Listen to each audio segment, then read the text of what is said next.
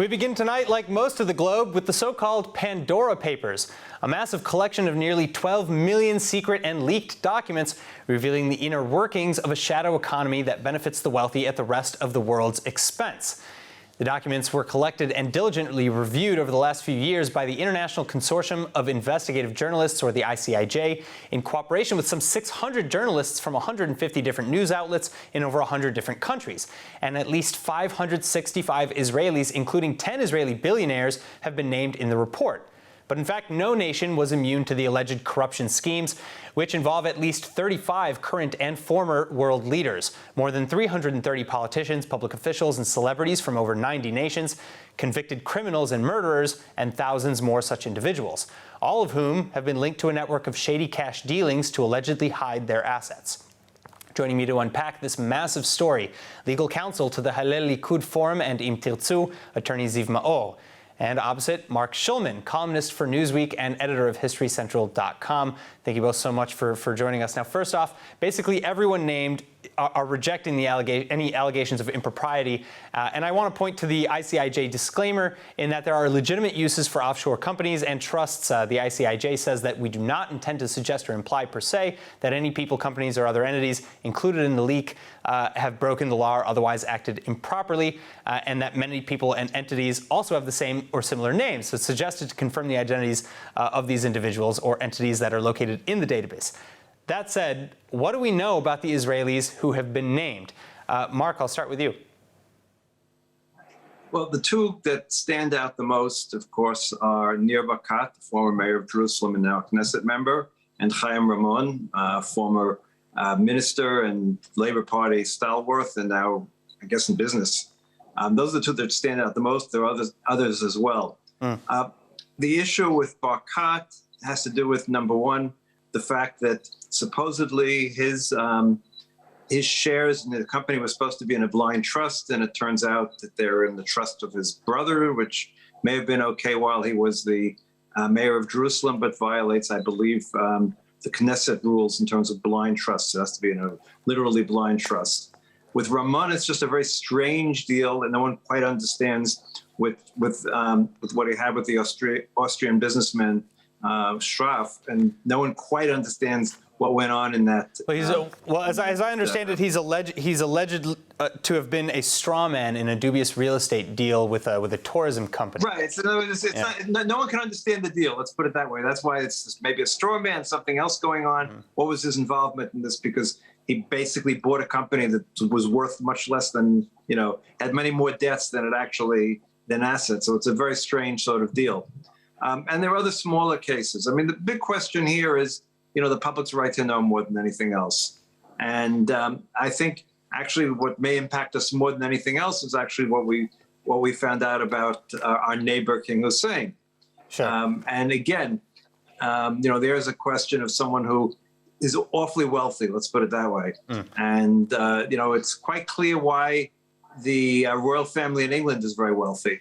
It's a little less clear why the royal family in Jordan should be so wealthy.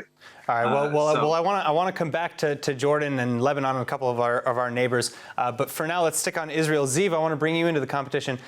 What was your biggest reaction to all of this? And another member that we haven't yet spoken about is Steinmetz, the Israeli diamond magnate and billionaire who's alleged to have certain dealings in Guinea and bribery, all sorts of things.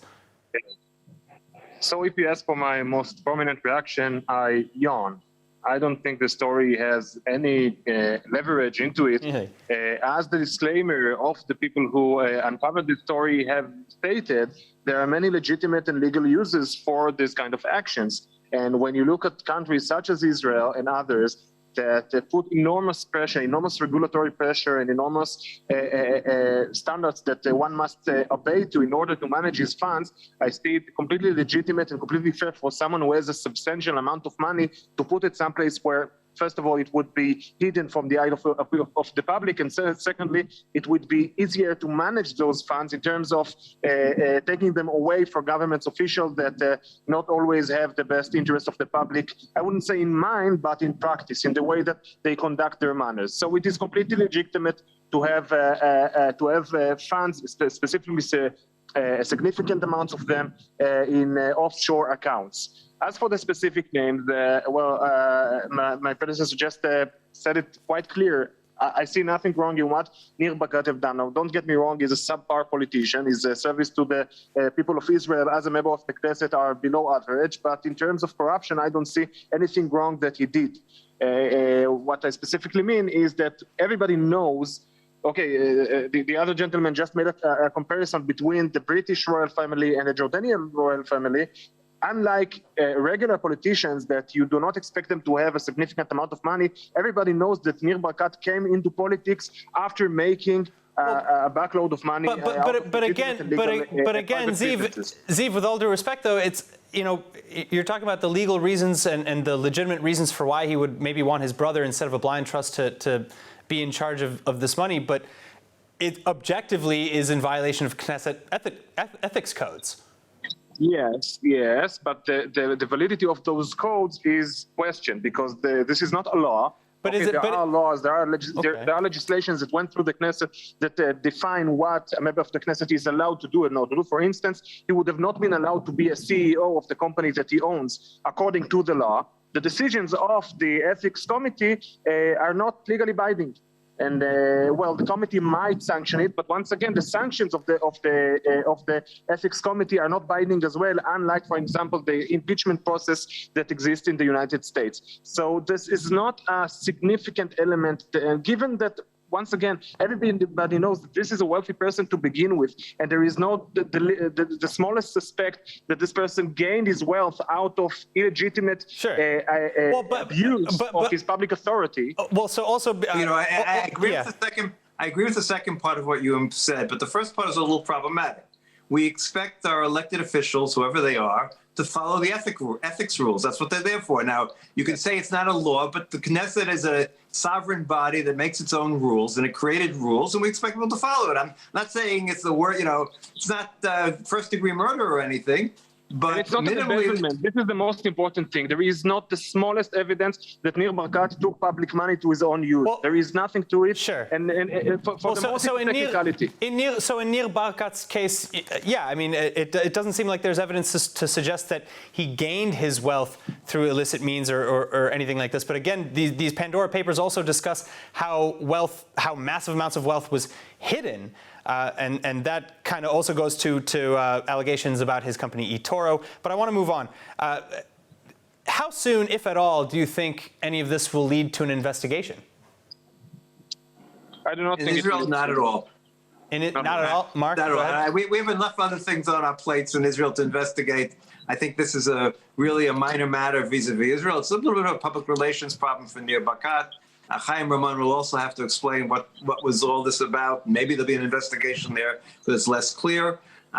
Maybe some of the other names there, the tax authorities will look at. And by the way, the general comment about offshore accounts, so the government doesn't look at it, that's not really a fair way of looking at it. We have tax laws in this country, and if people are using offshore accounts to avoid taxation, that's a problem. I'm not saying anyone is, but I'm saying offshore accounts are often used to avoid taxation.